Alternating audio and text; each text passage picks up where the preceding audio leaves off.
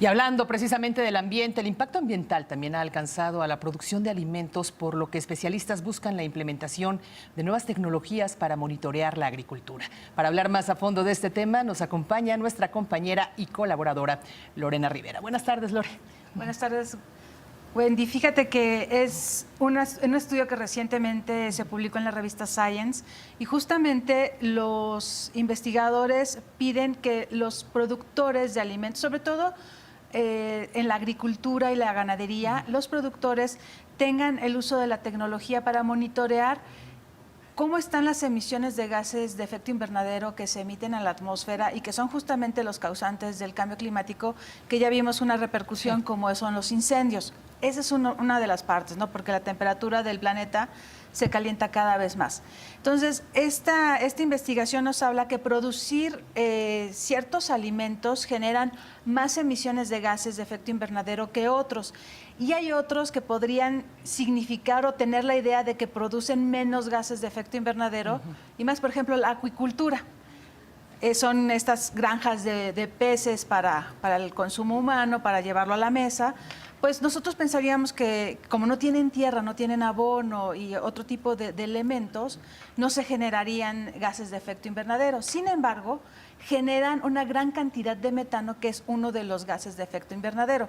Entonces, cada una de las partes que para producir alimentos debe tener el uso de la tecnología para saber cómo estamos. Ya cada vez más la ganadería, la agricultura, la acuicultura, pues está siendo más sensible justamente al cómo están produciendo y cómo pueden bajar las emisiones de gases de efecto invernadero y sobre todo el impacto al ambiente, porque no nada más son los gases de efecto invernadero, sino es hacer que la tierra siga produciendo después de que ya cosechamos. Entonces, que las tierras no se degraden, ver cuál es la acidificación que tienen, el impacto en el agua también. Entonces, este estudio es interesante en ese sentido.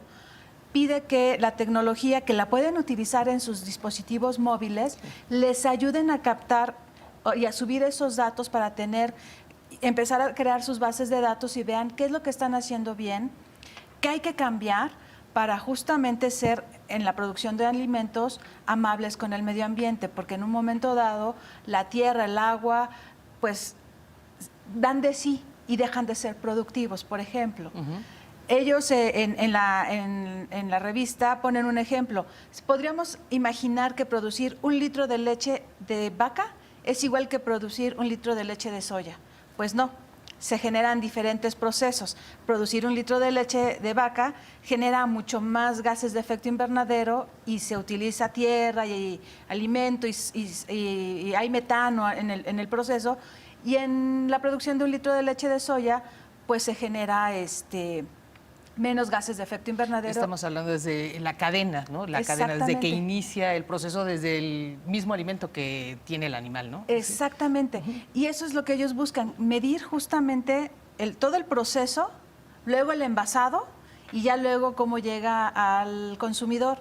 Para eso también ellos piden que haya etiquetas ambientales, en el sentido de que el consumidor sepa así como tenemos las de las calorías, las grasas saturadas, la sal, lo mismo serían esas etiquetas ambientales para que vean cuál ha sido el proceso y qué tan amigable está siendo con el ambiente, porque finalmente llega un momento en que la tierra pues se degrada y deja de ser productiva, y sobre todo ahorita con estos fenómenos tan extremos, que llega un momento en que el agua se acaba, la tierra se seca, y seguir produciendo alimentos para todos los miles de millones de personas que habitamos este planeta, pues se va a hacer todavía más difícil. Entonces, lo que buscan es que la tecnología nos ayude y que todo este proceso de hacer de los alimentos, de cultivarlos, de cosecharlos, de envasarlos y cómo llega al destinatario final, que es el consumidor, sepa cómo fue ese proceso.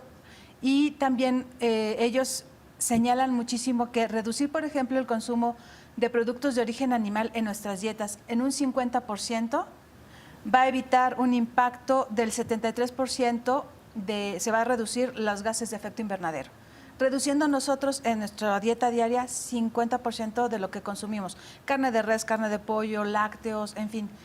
y darle un poco más hacia los vegetales. Esto no quiere decir ni que te vuelvas vegetariano. Exactamente, no están recomendando eso. No recomiendan vuélvanse veganos porque eso va a salvar al mundo. No, es simplemente mantener un equilibrio en cómo producimos, cómo lo llevamos al mercado y cómo nosotros nos alimentamos.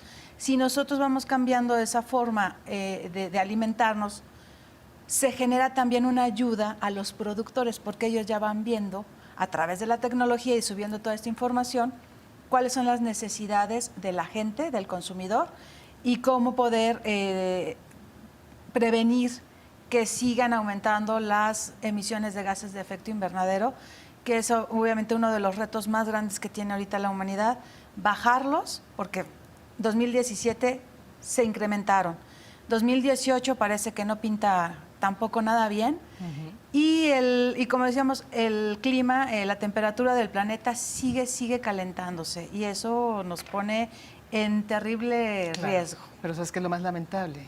Que el vecino de allá arriba dice que no existe el cambio climático. Es un invento. Son inventos.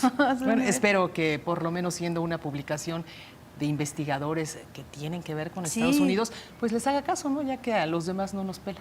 Exactamente. Ahí está la ciencia a la disposición del progreso de la humanidad. Y yo creo que haciéndoles caso podemos llegar a un buen destino. Perfecto. Pues Lore, muchísimas gracias. Gracias, Wendy. Excelente tarde.